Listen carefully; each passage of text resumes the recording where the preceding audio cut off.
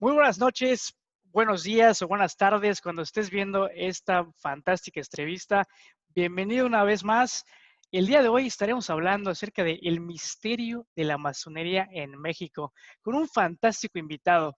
Él es Julio Martínez, periodista científico, ambiental e historiador especialista en la masonería, autor del libro La masonería en Guadalajara, España, pero también es especialista de la historia de la masonería en México. Y de eso vamos a estar platicando un poquito acerca de esta secta extraña, esos magios, todos esos misterios que envuelven a la masonería.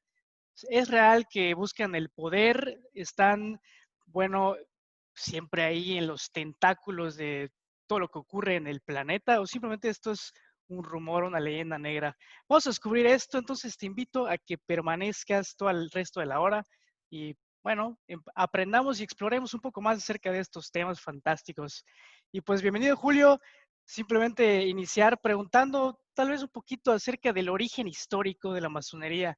¿Vienen del espacio? ¿De qué? ¿Cómo es que surge este asunto de la masonería? ¿Es una secta? ¿Es una religión? ¿De qué se trata? ¿Algún antecedente que nos puedas Sí. ofrecer?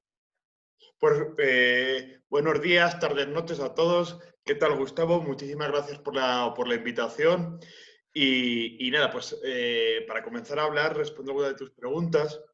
La masonería como tal se define como una sociabilidad. ¿Qué es exactamente esto de sociabilidad? Es, digamos, las agrupaciones históricas que existían antes de la conceptualización del término asociación, que el término asociación aparece, se conceptualiza, se significa en el siglo XIX. Pero la masonería, como otras tantas organizaciones similares, hablo de las sociedades de ideas, hablo, por ejemplo, de las academias, hablo de las sociedades de amigos del país, son todo un mismo tipo de sociabilidad. Los iluminados de Baviera, por ejemplo, son todo un tipo Estos son los Illuminati, ¿cierto? Correcto. Correcto. De hecho, son, digamos, el predecesor de los Illuminati, porque los neoiluminados de Baviera utilizaron el concepto latino de Illuminati. Pero los iluminados de Baviera desaparecieron, se prohibieron. Baviera es un estado de la Federación, actual Federación Alemana, antes era un principado del Sacro Imperio Romano Germánico, ¿vale? Y es el estado que está, por decirlo, el Land, que se conoce en Alemania, más al sur, ¿vale? Y es el único de mayoría católica. El resto de mayoría protestante, mayoría cristiana, y Baviera era el único de mayoría católica. Pues aquí Pero no tienes... es lo mismo el Illuminati que el masón. O sea, No, son orígenes no. diferentes. Es el mismo tipo de sociabilidad, pero son organizaciones diferentes. Es como, por ejemplo, hablar de partido político y sindicato. Es el mismo tipo de sociabilidad, de asociación, porque te permite participar en la cosa pública, pero son diferentes, porque persiguen fines diferentes. Pero ahora explico. Todo este tipo de asociaciones, de sociabilidades, surgieron en el siglo XVIII, con la implementación del ideario ilustrado. Es decir, en el siglo XVIII, de repente hay una crisis de paradigma histórico, ¿no? Hasta ese momento había existido un paradigma histórico que se conoce como platónico estético, ¿vale? Y ahí pasa, a partir del XVIII, se implementa como mayoritario, se venía gestando desde el humanismo del siglo XVI, pero ya se implementa como mayoritario en el XVIII. Pero, a ver, la historia generalmente escucho que cuentan es de la que surge de los personajes que trabajaban en la construcción en Francia. Más o Eso voy, menos es... eso voy, que es que es para hacer una pequeña introducción. Perdón, perdón. Entonces, justamente en ese proceso histórico de cambio de paradigma, donde se establece un paradigma racional, pues justamente ese paradigma racional lleva asociado también una serie de cambios políticos. Unos cambios políticos, hay que tener en cuenta que hasta el siglo XVIII la sociedad era una sociedad estamental, pues de alguna manera. Había tres estamentos, que eran dos privilegiados y uno no privilegiado, que además era el mayoritario. Los dos Ya. privilegiados eran la aristocracia, la nobleza, y el otro era la iglesia. Estos dos estamentos suponen el 2% de la población y el estamento del pueblo llano o no privilegiado suponía el 98% de la población, en el cual estaban incluidos desde la burguesía más rica hasta pues, los pobres de solemnidad, por decirlo de alguna manera, ¿no? Entonces, esa burguesía más rica que contribuía con una gran lana en el pago de tributos, en el sostenimiento de las primeras repúblicas y de las monarquías, empezó a exigir participar en la cosa pública. Porque de repente tenían dinero y ese dinero les permitía tener dos cosas, que eran formación y tiempo libre. Entonces, con esa formación y tiempo libre se empezaron a formar y quisieron participar en lo político, pero no podían porque era estamento no privilegiado. Entonces se empezaron a crear estas sociabilidades. La masonería es un ejemplo de ello. Eran como espacios ilegales, porque no estaba permitido que ese grupo social participase en la cosa pública, pero que a su vez, digamos que satisfacían la querencia, el deseo de esta burguesía con tiempo libre, dinero y formación para canalizar ese tipo de... Es de ahí el origen secreto o discreto, porque Claro, porque ten en cuenta que estaba prohibido. Estaba prohibido. Y además, como tanto la Iglesia como los poderes aristocráticos, y hablo también de la aristocracia tanto republicana de la República de Venecia como de las monarquías absolutas de España, de Francia o de Reino Unido, pues entonces lo veían como una amenaza, por eso lo empezaron a prohibir. Porque de repente era gente con poder económico, cultural y con tiempo. Y se pensaban que iban a conspirar ya. contra su poder. Y lo que tú me preguntabas, Gustavo, precisamente sobre el origen de esta masonería, siempre en la historia de la masonería se establecen como un corte. Está la masonería antigua u operativa, que es la que existía antes del siglo XVIII, que según la tradición entronca con efectivamente los gremios de constructores de catedrales. Has mencionado muy bien Francia, pero también Reino Unido y también la península ibérica. De hecho, el cambio que se produce entre la masonería operativa o antigua y la masonería especulativa o moderna, que es la que existe actualmente, que ya digamos que como que se independiza de esos gremios de constructores y pasa a ser como una especie de sociabilidad, de debate, de pensamiento, de reflexión. Hay una fecha convencional. A ver, los procesos en historia, las fechas se establecen por tema pedagógico, para saber cuándo narices hay que Sí, separar una cosa de otra, ¿no? Entonces, esa fecha se estableció el 24 de junio de 1717. ¿Y por qué se elige esta fecha? Pues justamente porque es cuando se crea la Gran Logia de Londres. La Gran Logia de Londres estaba compuesta por otras 4 pequeñas logias que se juntan, ¿sabes? No me hagas pronunciarlas en inglés porque mi inglés es ciertamente mejorable, ¿verdad? Me da pero mucha vergüenza. ¿podrías elaborar un poquito más acerca de esa diferencia entre la antigua, operativa y espléndida o moderna? Sí, especulativa o moderna, mira. Precisamente, Especulativa. además, como yo hablo tan deprisa, Sí, pues te explico. Mira, la operativa o antigua, según cuenta, además aquí entramos en el terreno del mito, sí, ¿sabes? Es la que entronca directamente con los gremios de constructores. Hay que tener en cuenta que la Edad Media en Europa era una sociedad gremial. Es decir, no existía, como a partir del siglo XVIII, libertad económica, sino que en cada actividad existía un gremio, una corporación, que intervenía pues, en los precios, en la formación, en los salarios, todo estaba intervenido. Entonces, eran como colegios profesionales, pero mucho más potentes. Y además, lo que decían estas corporaciones, lo que decían estos gremios, era ley. Era ley. muy jerárquico. Completamente jerárquico. Nadie podía salirse de la norma, porque si te salías de la norma, te quedabas sin trabajo, con lo cual, pobreza plena, y además, pues como defenestrado, ¿no? Entonces, uno de esos gremios era el de constructores de catedrales. Y precisamente ese constructor de catedrales era uno de los más potentes por toda la inversión en la construcción de las catedrales, sobre todo góticas, y estoy hablando, por ejemplo, de las catedrales góticas, como tú bien has mencionado, el gótico francés, por ejemplo, la catedral de Chartres, etcétera, pero también del gótico inglés, que son dos tipos de gótico. Digamos que ahí las monarquías utilizaron mucho este estilo arquitectónico y esta construcción de catedrales como prueba de, ¿cómo explicarte? Como de potencia, de fuerza, ¿no? Entonces, invirtieron mucho en su construcción, ¿sabes? Las propias monarquías, porque muchas monarquías eran católicas. Bueno, católicas eran dos, que eran la francesa y la española, y la castellera todavía. Y luego la, la, la inglesa, la de Reino Unido, era anglicana, fue un poquito más tarde, porque también tenía la iglesia como que la apoyaba, ¿no? Porque todos los reyes eran puestos por la gracia de Dios. Entonces, como que ahí combinaba la iglesia y la monarquía, y entonces la monarquía invertía en esos gremios de constructores para mayor gloria de su legado del rey, ¿sabes? Será una Entonces, forma de enseñar el poder, las iglesias gigantescas con una arquitectura muy barroca. completamente, ahí era a ver quién tenía como más potencia, ¿no? Por eso, pues, y justamente el primer estilo donde se observa eso muy claramente es el gótico. Por eso los gremios de constructores adquirieron mucha potencia y fueron los más importantes, o de los más importantes, ¿sabes?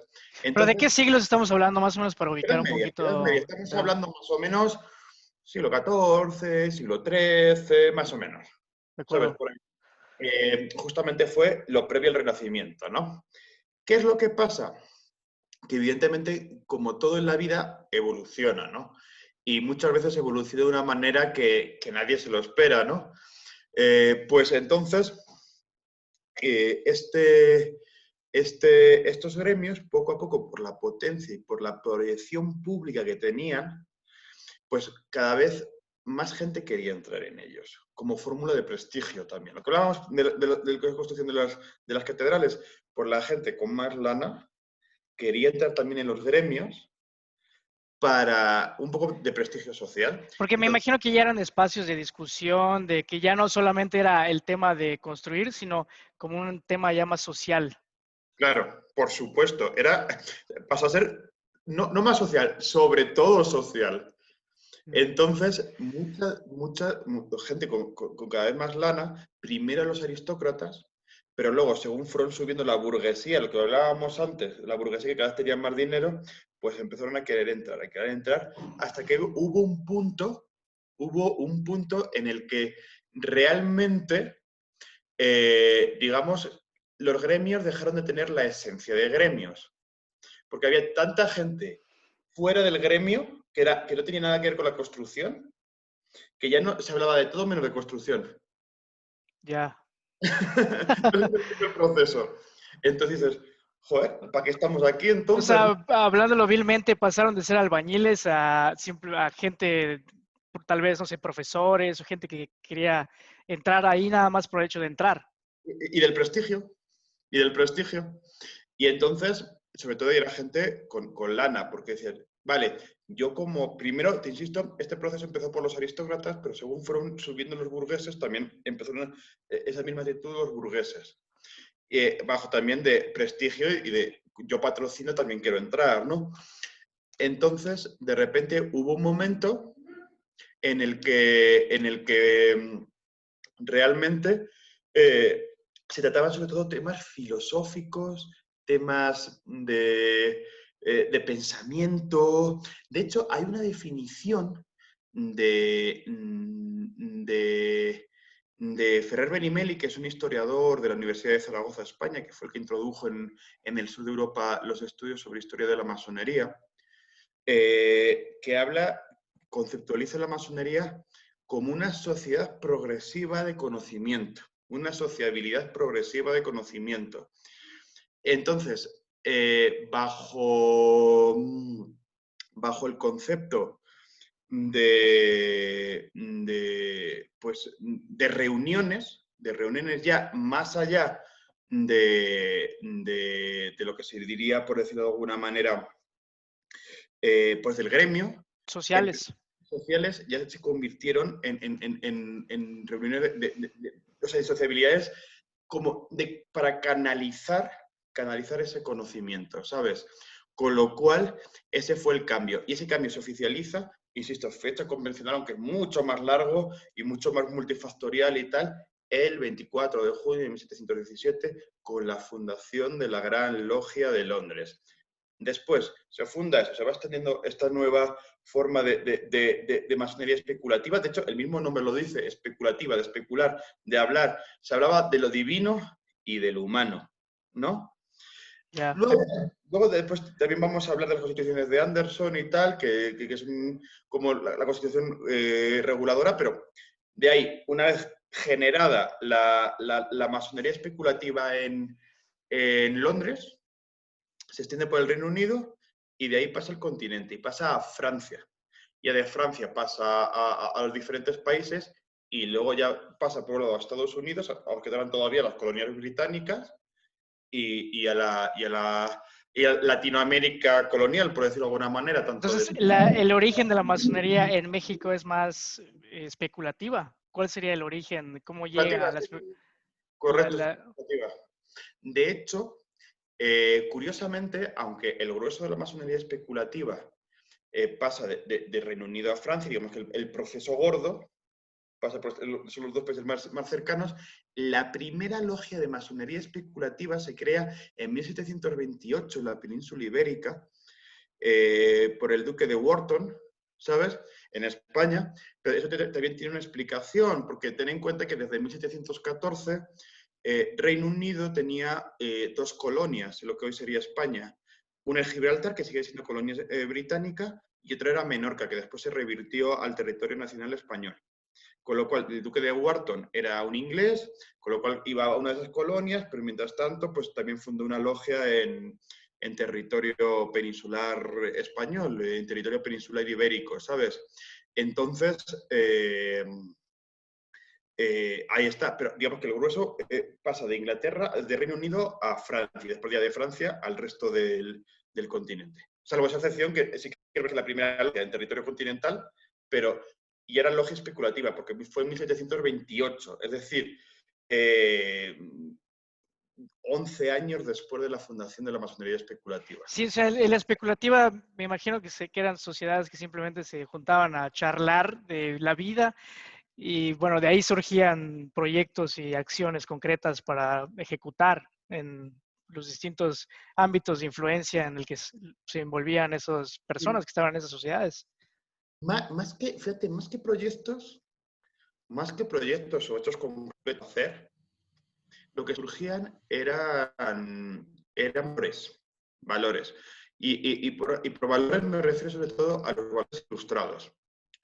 Y aquí además se puede introducir la diferenciación entre la masonería especulativa inglesa o regular y la masonería liberal o francesa, ¿no? Los dos tipos de masonería tenían unos valores liberales, Ya, más que liberales, ilustrados, ¿sabes? Y después, dentro de esa masonería, entre la masonería regular o inglesa y la masonería continental, latina, francesa, que tiene todos esos nombres, también tenían diferencias entre ellas. Eso también la evolución. Estamos ya hablando de finales del siglo XVIII, principios del XIX ya. O sea, ya especulativa. ¿En qué se diferencian? Sobre todo, la masonería especulativa regular o inglesa era tres cosas. Era monárquica, confesional y masculina, exclusivamente masculina. Entonces, más conservadora. En cambio, la francesa, continental o latina, hablo de grandes tendencias de la masonería, era republicana, laica y de repente, a partir de 1785, permite la iniciación de mujeres. ¿hay alguna misión o valor concreto que envuelva toda la masonería que existe en el mundo o ya está tan divergente que ya no Me alegro, ya hay una... me alegro que me hagas esa pregunta. Sí, sí. A ver, hablar de masonería, solo de una masonería, es complicado, como hablar solo del concepto de partido político, porque cada partido político tiene diferentes formas de organización y diferente ideología, ¿no? Sí que es verdad que responde a un mismo concepto, pero luego hay una gran variedad, ¿no? Entonces hay una gran variedad también de valores. ¿Cuál es en la actualidad, siglo XXI, digamos, el valor que uniera? Y a lo mejor si lo está viendo algún masón, esa te la puedo darme, ¿no? Quizá la sabiduría, la consecución de la sabiduría, de lo que ellos conocen como conocimiento universal, y esto además es un resto del paradigma platónico estético dentro del paradigma racional, porque ten en cuenta que la masonería justamente cambia de concepto cuando se está cambiando el paradigma que hablábamos antes, y eso de llegar, eso del conocimiento progresivo, eso de intentar grados, no deja de ser un concepto platónico que, por ejemplo, un concepto platónico del conocimiento que viene muy bien explicado, por ejemplo, a través del mito de la caverna, ¿sabes? Ya. Que tú como individuo, primero según naces, solo ver las sombras en la pared, las sombras reflejadas en la pared, pero según vas avanzando y según vas creciendo, ya puedes irlas mirando directamente porque tienes más herramientas, más recursos y tal, ¿no? Pues esto es un poco el mismo concepto que el mito de la caverna platónico, con lo cual es como un concepto, digamos, formativo platónico dentro del nuevo paradigma racional. El famoso conocimiento progresivo, conocimiento universal, que según Buscar la luz de la vida, del conocimiento. Eso es. Eso, tal cual. Pero entonces puede interpretarse muchas formas de buscar la luz. Puede ser, unos pueden ser más deístas, otros más ateos, otros más Claro, democráticos, más autoritarios, claro. etcétera. De hecho, ahí está la diferencia entre los dos tipos de masonería. La masonería, en los ritos masónicos hay siempre un libro que se conoce como el volumen de la ley, ¿sabes? Siempre es un libro donde tú pones la mano y como que haces tu juramento, ¿no? La Biblia. Claro, en las logias inglesas, de masonería inglesa, es una Biblia. Bueno, miento, rectifico, es un libro sagrado. Puede ser cualquier religión.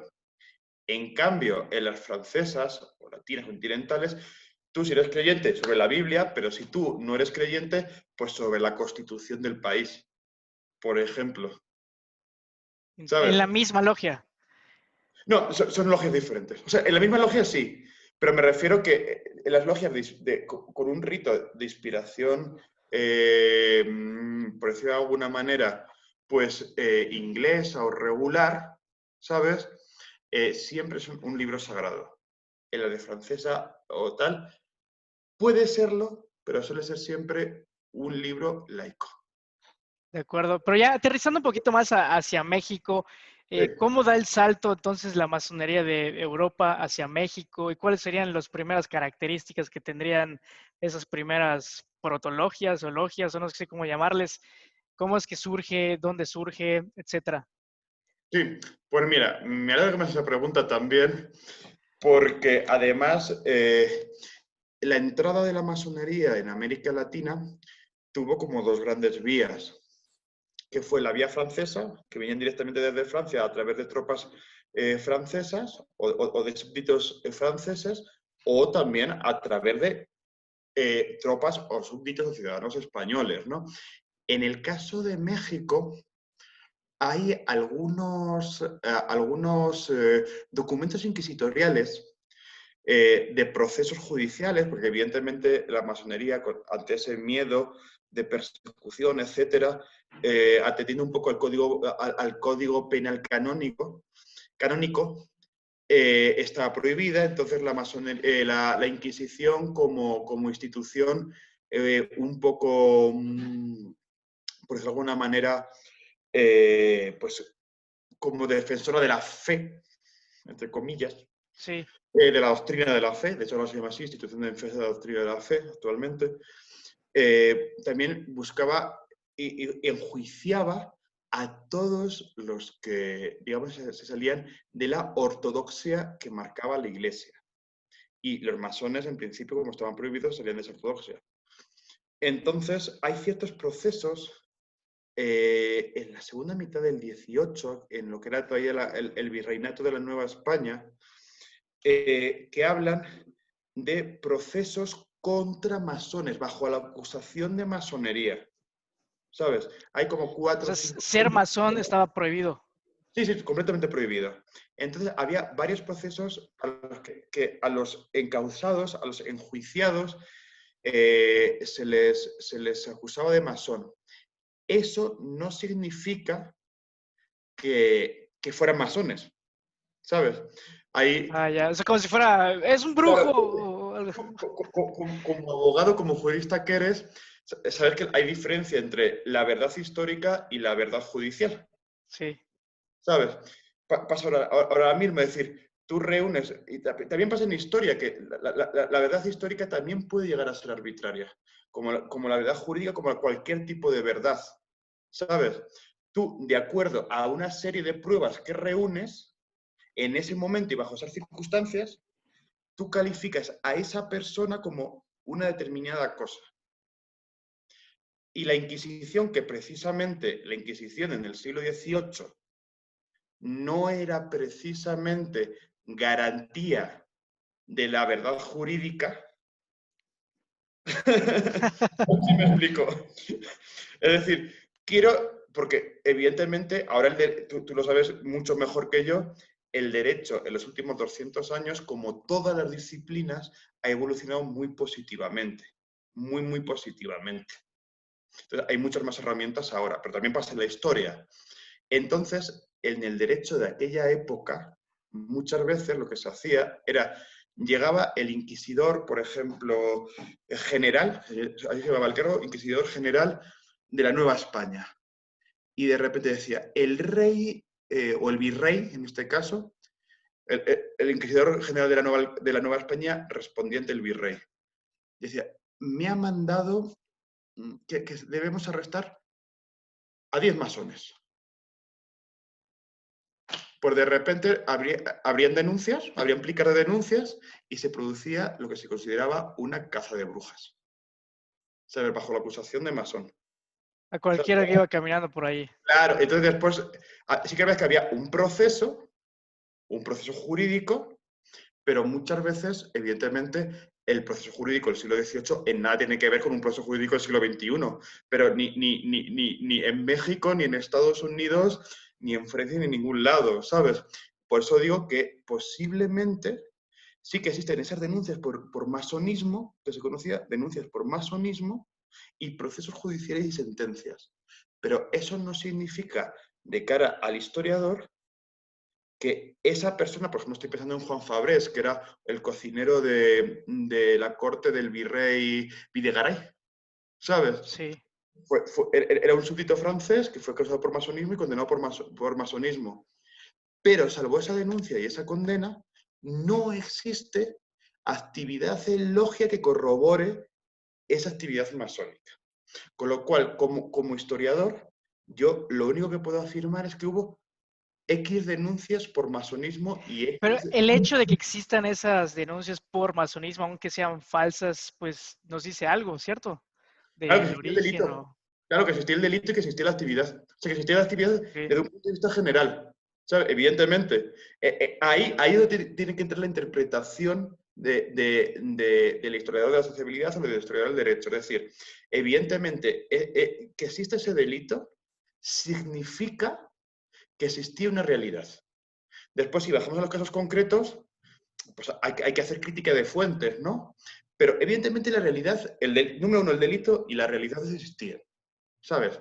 Pero evidentemente, si queremos establecer una fecha convencional de cuándo llega la masonería al actual México, Sí. pero hasta que no tenga el respaldo de los documentos de la logia que se llaman planchas, yo no lo puedo afirmar.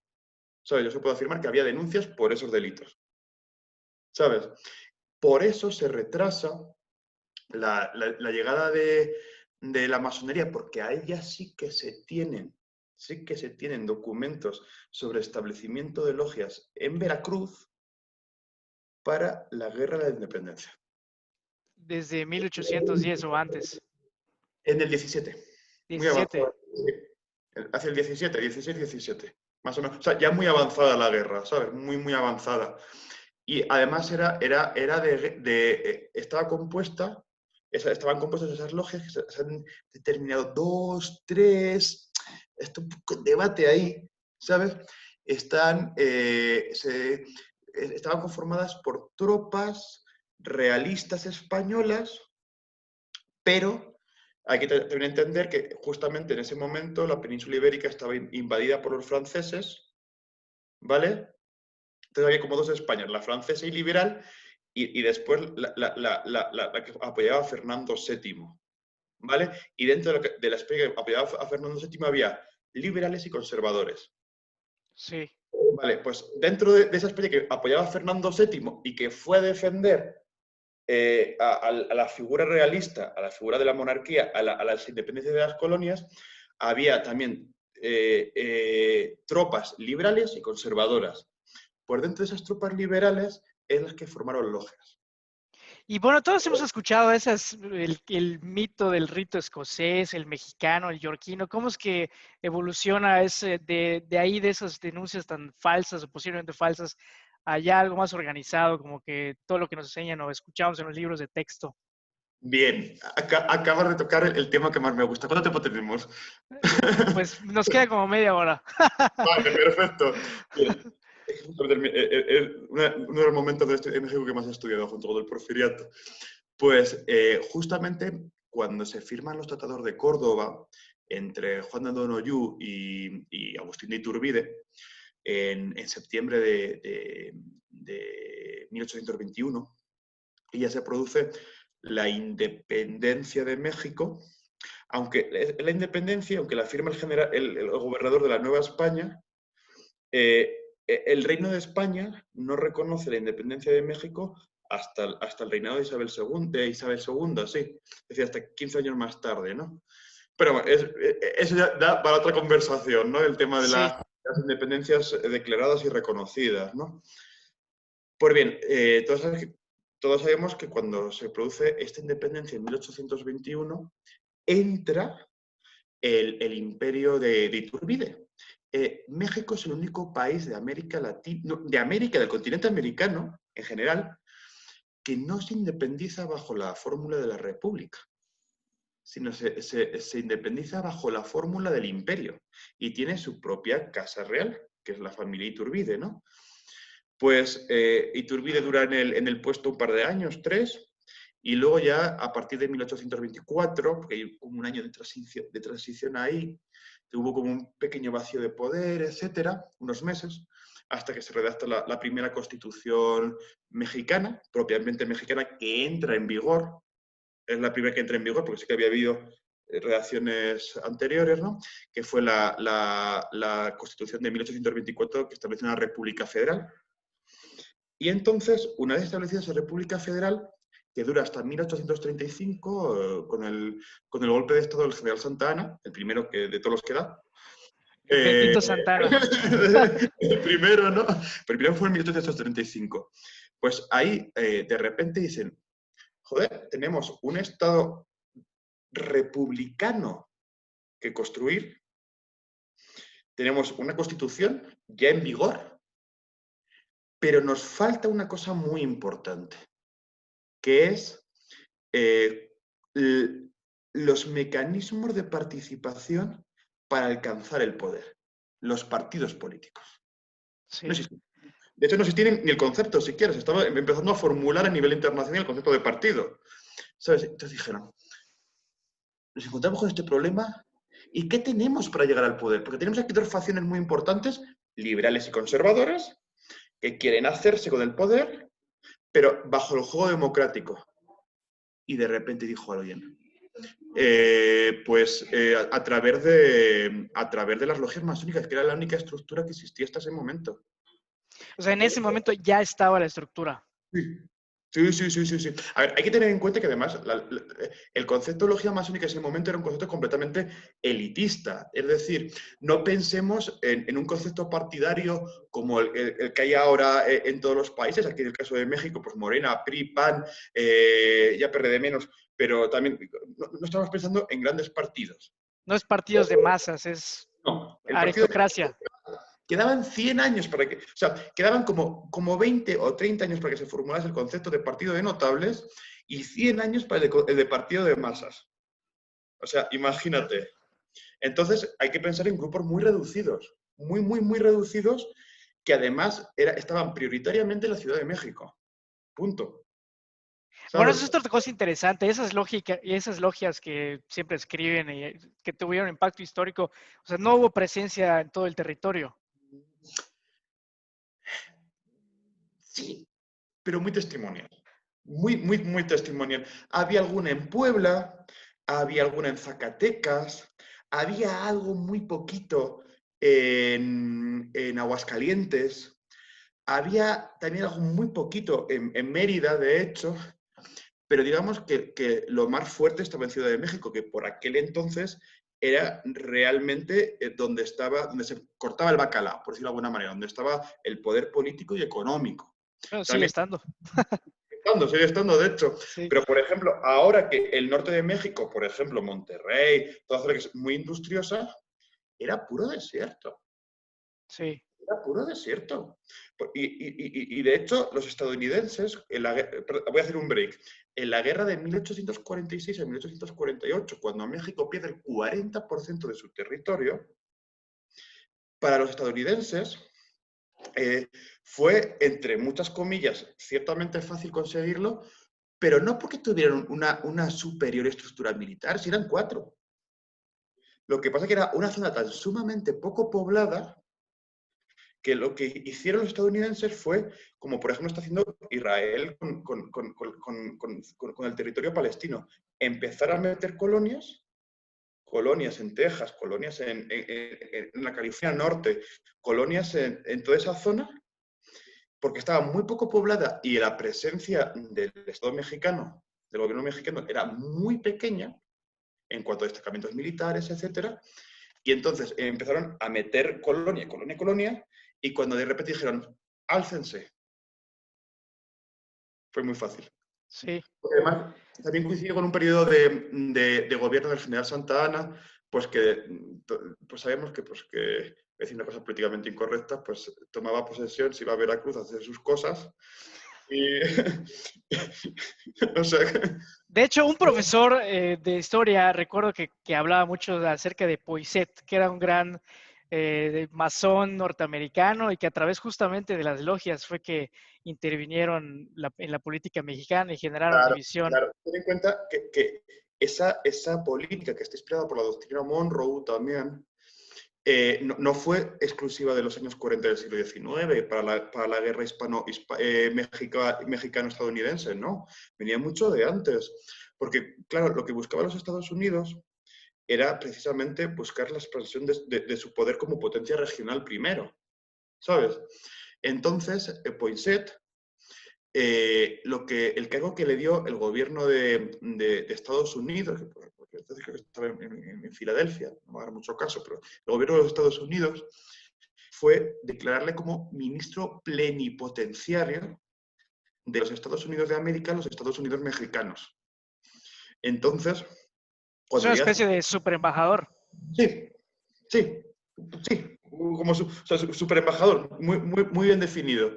Entonces, pero realmente tenía el mandato, entre comillas, secreto, de decir, no, o sea, que la política mexicana revierta sobre la inglesa.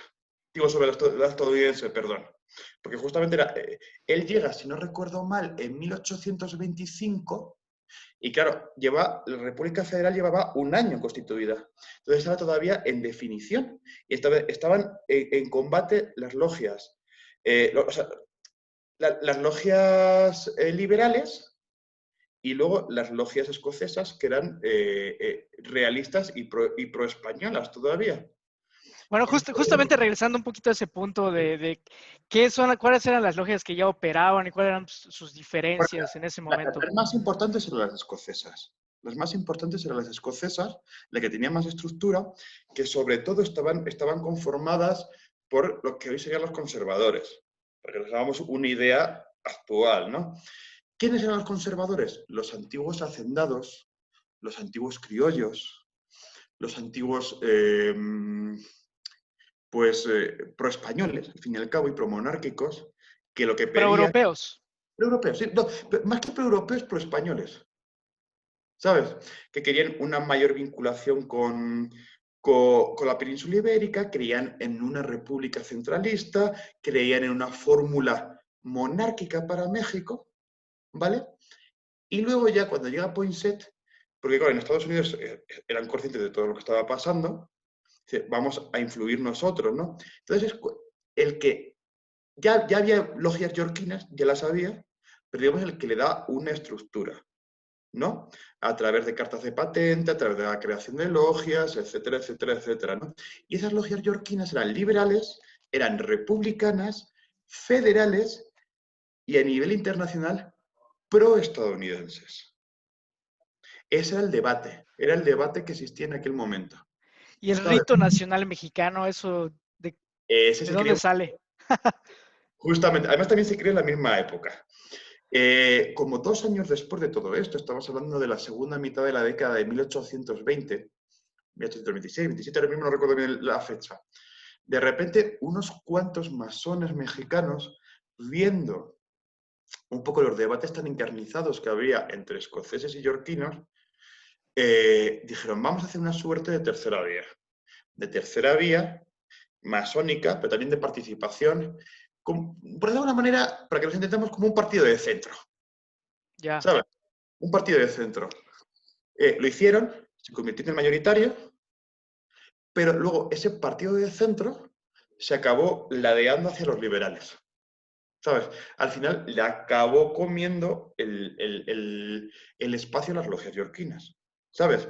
Y entonces, ¿qué diferencia, me puedes preguntar, qué diferencia entonces había realmente ideológica entre el rito nacional mexicano y el rito yorquino? El nacionalismo.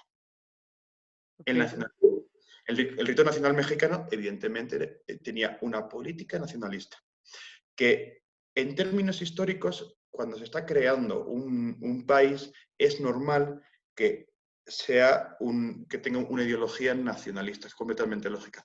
Y luego ese rito, el rito nacional mexicano, se convirtió en el predominante hasta la época de la Revolución. Hasta la época de la Revolución. De hecho, Benito Juárez fue gran maestro grado 33 del rito nacional mexicano. Pero es que Porfirio Díaz también. Y ese es otro rollo, ¿no? Está ese mito de que muchos presidentes han sido masones, o bueno, personajes históricos. Claro, sí, sí, no, no, no. Presidentes en México ha habido muchos, eso es cierto, eso es historia. Pero no hay que entender a la masonería ya en el siglo XIX, o sea, sobre todo en la segunda mitad, a partir de la segunda mitad del siglo XIX, no hay que entenderla como una entidad conspiranoica. Porque una vez que ya se formula el concepto de partido político, se establecen las estructuras de los partidos políticos, etcétera, la masonería cambia de concepto. Entra en cierta decadencia y cambia de concepto. Pasa a ser, en vez de una sociabilidad de participación política, se convierte en una sociabilidad de élites. O sea, Otra vez de prestigio. el Otra tema, o sea, el tema original, al menos en México, sí fue completamente de buscar el poder. O sea, eran vez. entidades para buscar el poder. Pero porque no había otras, ¿sabes? Pero hay que entender, durante la primera mitad del siglo XIX, o sea, durante los primeros años, las 2, 3 primeras décadas del México independiente, como no existían partidos políticos, pero ni en México, ni en Argentina, ni en España, ni en Estados Unidos, o sea, partidos políticos como los que existen actualmente, estas logias fungían como partidos políticos, con lo cual intentaban alcanzar el poder, pero bajo el juego parlamentario. ¿Sabes? Ya. No es inspiración, pero ya en el momento en que se crean esos partidos políticos, pues ya realmente las logias en su función parlamentaria entran en completa decadencia. Completa decadencia. Y ya con la llegada de la Revolución Mexicana es prácticamente su sentencia de muerte. Pero porque la gente ya tenía otras herramientas para participar. Pero no sé si podrías elaborar un poquito más en ese intervencionismo norteamericano a través de las logias. Sí, pues evidentemente, cuando de repente desde el gobierno de los Estados Unidos de América quieren convertirse en potencia regional, ¿sabes? Uy, diciendo aquí la luz, suena muy ácida. Se quieren convertir en potencia regional, lo que hacen es llevar a embajadores o a gente de mucha relevancia hasta los diferentes países para un poco implementar las estructuras proclives hacia su país, hacia los Estados Unidos, ¿no? Entonces, lo que Bueno, hacía... era como meterse al partido político, ¿no? Como Pero no, comentaste. no meterse, crearlo. Ah, ok. Más Crearlo, más potente maquiavélico todavía. todavía. Más maquiavélico. Crearlo con financiación del gobierno de los Estados Unidos, ¿sabes? Y con las gestiones del gobierno de los Estados Unidos para crearlo. Eso fue la logia yorquina. Eso es. Y de ahí sale Juárez, ¿no? De ahí, no. Esas logias yorquinas, después, 4 años más tarde, ante el enfrentamiento entre escoceses y yorquinos, surge la tercera vía, que es el rito nacional mexicano, que es el que era Juárez, hechos por mexicanos. Pero ¿Sabes? ya influenciados con... No, claro, en principio iba a ser un partido de centro, pero como los escoceses estaban todavía siendo muy prosélitos, la monarquía española todavía no había reconocido la independencia de México, dijeron, hostia, no, esto no puede ser, esto no puede ser. Y entonces lo que hacen es, digamos, postularse hacia la izquierda, hacia el liberalismo, frente a los conservadores que todavía querían la unificación con España. Es interesante. ¿Puedes comentar un poco cómo es que Juárez fue grado 33 o qué es este asunto de los grados? ¿Cómo es que Sí. Pues hay mira, el grado ahí, 33 y grado, no sé, sí. 0? Mira, se suele empezar siempre con el grado 1, ¿sabes? A ver, Sí. ahí antes hablaba que no se puede decir mencionar la masonería, tienen que mencionar las masonerías, porque hay muchísimas. De hecho, hay como 200 ritos diferentes a nivel mundial y cada uno con sus grados, ¿no? Y con su... todos llevan como la misma filosofía, que es que tú para alcanzar lo máximo, el conocimiento universal, la sabiduría, ¿no? Tienes que ir ascendiendo en los diferentes grados, ¿vale? Entonces, todas las logias mágicas tienen grados y todos los ritos tienen grados, ¿vale? Y el más habitual es el grado 33, pues es una cosa simbólica, pues como la perfección,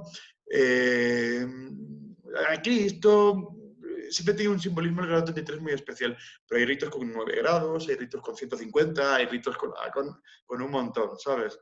Entonces, la vaina es que en el rito nacional mexicano se eligió el número 33, ¿sabes?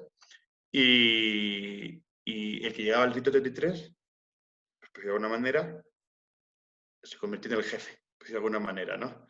O en el cabeza visible, mejor dicho, porque el jefe que queda como Sí. en el cabeza visible, ¿no? Entonces, a eso llegó Juárez, al grado 33, ¿sabes?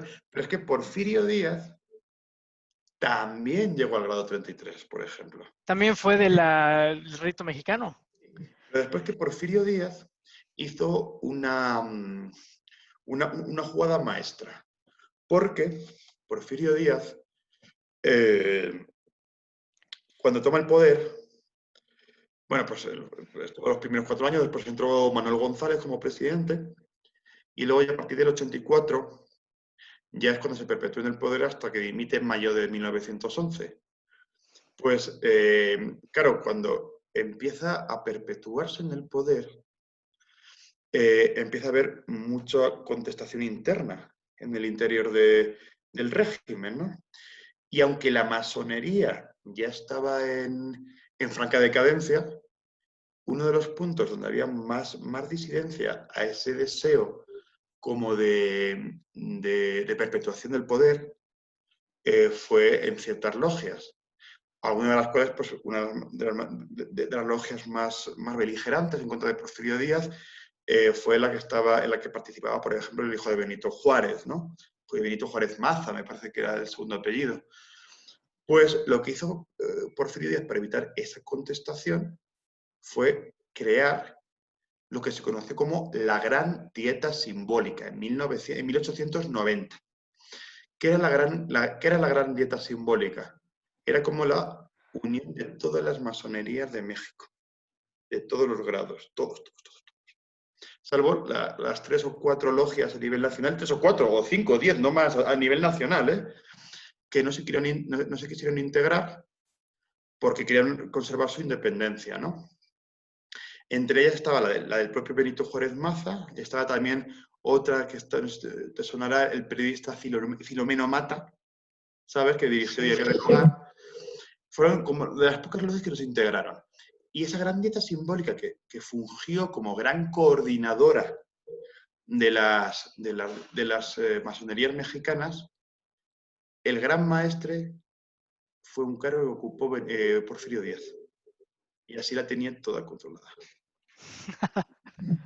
Pues tenía todo el país controlado a través de las logias. Sí, no, como un elemento más. O sea, que quería tener el país tan sumamente controlado que también quiso controlar a la masonería. Y entonces la reunió al 95% de la masonería mexicana bajo el mismo paraguas y él se puso como jefe de ese paraguas. Interesante. Oye, comentaste que llegó un punto que ya fue en declive, ¿no? Entiendo que fue al principio una forma de que las élites participaran en la lucha por el poder y luego eso ya cambió con los partidos políticos y tal vez un poco ya más aquí hacia el presente. Y pues, ¿cómo ha sido esa evolución en los últimos años y en el presente? Sí. Aquí sobre todo el quiebre se produce durante la Revolución Mexicana y también con el establecimiento del Estado por revolucionario, ¿no? Un proceso que sobre todo ya culmina con Lázaro Cárdenas y el establecimiento pues, del actual PRI hasta el año 2000 como partido hegemónico, ¿no? Entonces, aún hoy hay masonería. Aún hoy hay masonería en México. Aquí, por ejemplo, en Ciudad de México, yo que vivo en Colonia Centro, a 3 calles está la sede del Rito de York, que todavía existe. Y después, al otro lado de la Alameda, está la Gran Logia del Valle, por ejemplo, ¿no? Que es ahora la más importante de México. Pero sí que es verdad que como entidad sociabilizadora, como surgió en el siglo XVIII, ya perdió su función. Como esa dimensión sociabilizadora, esa dimensión política ya las perdió. ¿Por qué? Porque simplemente hay otras herramientas. Quien quiera participar en política, pues durante muchas décadas tuvo el PRI, ahora ya tiene al PRI, al PAN, a Morena, hay mucha más diversidad. Quien quiere sindicalizarse ahora, pues tiene a todos los sindicatos sectoriales que existen, ¿no? Aquí en México. Con lo cual, digamos que la puntilla a la decadencia de la masonería la dieron, y simplificando mucho, cualquier compañero me va a matar, pero da igual, pero es que es así. Sobre todo vino con la creación de los sindicatos y los partidos de masas. ¿Sabes? O Porque sea, ya, vaciaron el objeto principal. claro, porque ya había otras formas de intercambiar, de relacionarse y de ocupar y de participar en el espacio público, ¿sabes? Entonces, evidentemente, esas herramientas que además, tanto los partidos de masas como los sindicatos de masas ya tenían, o sea, su gran objetivo era realmente pues intentar ocupar todo el espacio público. Y además que esa querencia se ve en partidos y sindicatos de masas de todas las ideologías. Porque, por ejemplo, estoy pensando en la CNT en España, que es el sindicato tradicional anarquista, que fue fundado en 1910. En los años 30 llegó a tener 1 millón de afiliados en España, en un país que tenía 15 millones o 20 millones de habitantes, ¿sabes? Sí. El partido fascista en Italia, o el Partido Comunista pues en España o en cualquier otro lugar, ¿sabes? O incluso hablando de México, pues primero el Partido Liberal Mexicano, el de Madero, el PLM, el Liberal Mexicano, ahora de los hermanos Magón, no recuerdo ahora mismo. Pues también tenían una gran afiliación. Luego el PRI tenía una gran afiliación. Era un partido hegemónico de masas, no de notables. ¿Cuál es el poder real de la masonería ahora? Ninguno. Ok. Realmente Porque ni. bueno, todavía hay teorías de la conspiración que piensan que hay No, niveles pues, más allá del nivel 33 y que hay gente ahí con su monóculo en algún cuarto secreto del planeta moviendo los hilos. sí. Ay, yo te lo tengo que reconocer, Gustavo, me lo paso estupendamente con esas teorías de la conspiración, ¿eh? Yo creo que también se lo pasan muy bien los masones porque es como publicidad para ellos. Sí. No, pero la verdad que es que ahora sí que es verdad que es una especie pues, de escuela filosófica de pensamiento, de conocimiento progresivo, de la que hablaba Ferrer Benimeli, en la que hablaba Ferrer Benimeli en sus libros, ¿no? Simplemente es una escuela filosófica en Y la cual, relaciones públicas. ¿qué? ¿Por qué no? ¿Por qué no? ¿Sabes? Y entonces simplemente se juntan pues para debatir, filosofar, hablar de lo divino y de lo humano, todo ello pasado por ciertos pues ritos que entroncan con la tradición gremial de la masonería operativa que hablábamos antes, ¿no? Y fíjate, te voy a contar una anécdota. Antes de venir para México, yo llegué aquí esta vez a mediados de noviembre, pues unas semanas antes estoy hablando con un masón, con un masón que es amigo mío, allí en Guadalajara, España, y estábamos hablando precisamente incluso hacíamos bromas, porque yo le decía, oye, pero esto de la pandemia habéis sido vosotros los masones, ¿no? Y se echaba a reír. Por supuesto que lo hemos soltado nosotros, me decía él, ¿sabes? Pero realmente porque simplemente ahora mismo es una escuela de pensamiento. Sí que es verdad que a lo largo de la historia y de acuerdo a la dimensión política que llegó a tener debido a la inexistencia de partidos políticos, sí que se utilizaba en la estructura masónica, la estructura de logias, en algunos países, estoy hablando de Estados Unidos, estoy hablando de México, estoy hablando de la Argentina, es que se utilizaba esa estructura dentro del juego parlamentario, pero porque no existía otra. No existía Ya. otra. Era la única que estaba más o menos organizada. Que en vez de masonería o estructura masónica la quieres llamar o la quieres adjetivar como protopartidos de notables, pues también históricamente también es correcto. De hecho, Club de élites. sí, claro. Es el concepto que, por ejemplo, utiliza Vicente Fuentes aquí en Para México. Vicente Fuentes es un historiador especializado del siglo XIX que en uno de sus libros, que se llama Los partidos en México, los partidos políticos en México, él comienza desde la independencia y él habla de los prepartidos políticos para referirse a escoceses y yorquinos. Pues también es correcto porque se ajusta a la historia. Oye, ¿tienes algún antecedente, algún comentario de la masonería en Yucatán? Sería interesante. Pues en Yucatán tened en cuenta que sí que hubo actividad masónica porque, sobre todo en la segunda mitad del siglo XIX, fue un centro económico de primer orden. El Enequén Es era cierto. el petróleo verde, ¿no? Que decían. Pues evidentemente muchas de las élites yucatecas, de las élites... una pregunta, porque para el gentilicio de Mérida me sale meritense, pero ese es el gentilicio de Mérida, España. En Mérida, México, ¿cómo se...? Meridano. Meridano, efectivamente.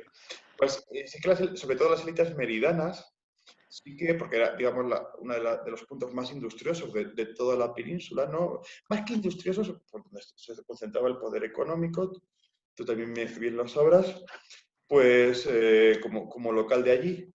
Pues entonces sí que pues, se utilizaba también como centros de encuentro las logias y sí que hubo masonería en Yucatán. Hay un par de artículos en la revista de estudios históricos de la masonería latinoamericana y el Caribe, REMLAC, que habla precisamente de la masonería en el Yucatán, ¿sabes?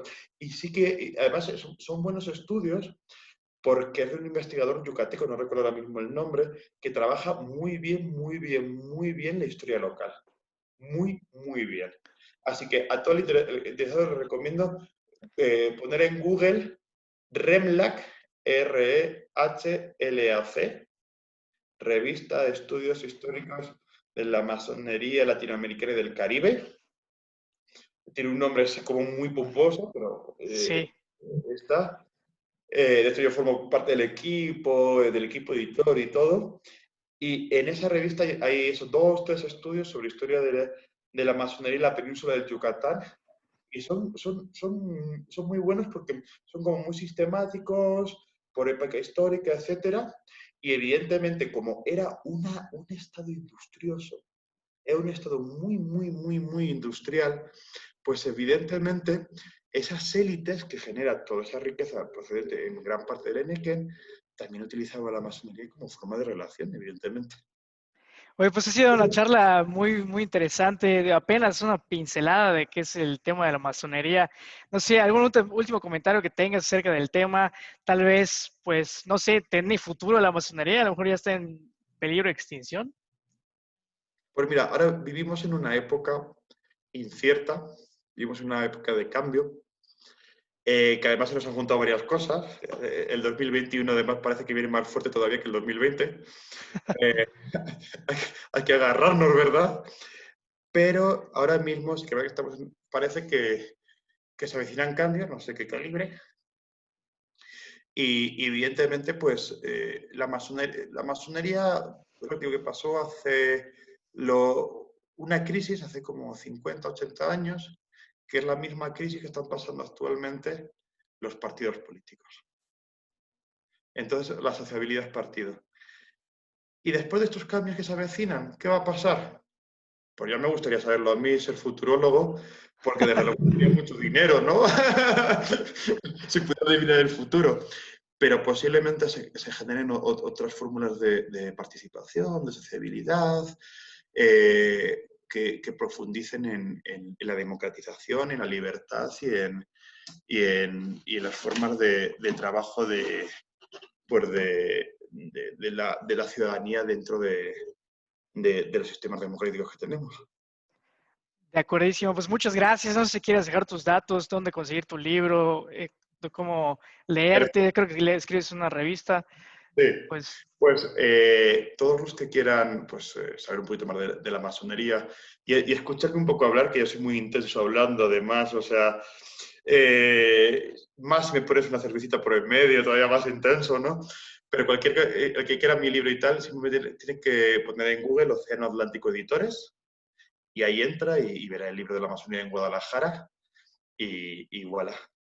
Ahí se verá. Además, en ese libro, como bien indicaba Gustavo, aunque hablo de la masonería en la provincia de Guadalajara, España, pero la primera parte sí que es verdad que hago una introducción general a la historia de toda la masonería. Son 166 páginas del libro, de las cuales hago un repaso general a la historia de esta sociabilidad de unas 60, 70 páginas y ahí intento poner un poco en contexto un poco de lo que es la masonería como organización, como conjunto de logias, como en definitiva sociabilidad. Pues muchísimas gracias, gracias al favor de tu atención. Si te llegaste hasta aquí, deja un comentario, dale like, comparte y espera una próxima edición. Muy buenas noches, buenos días, buenas tardes. Muy buenas noches, buenos días y buenas tardes a todos.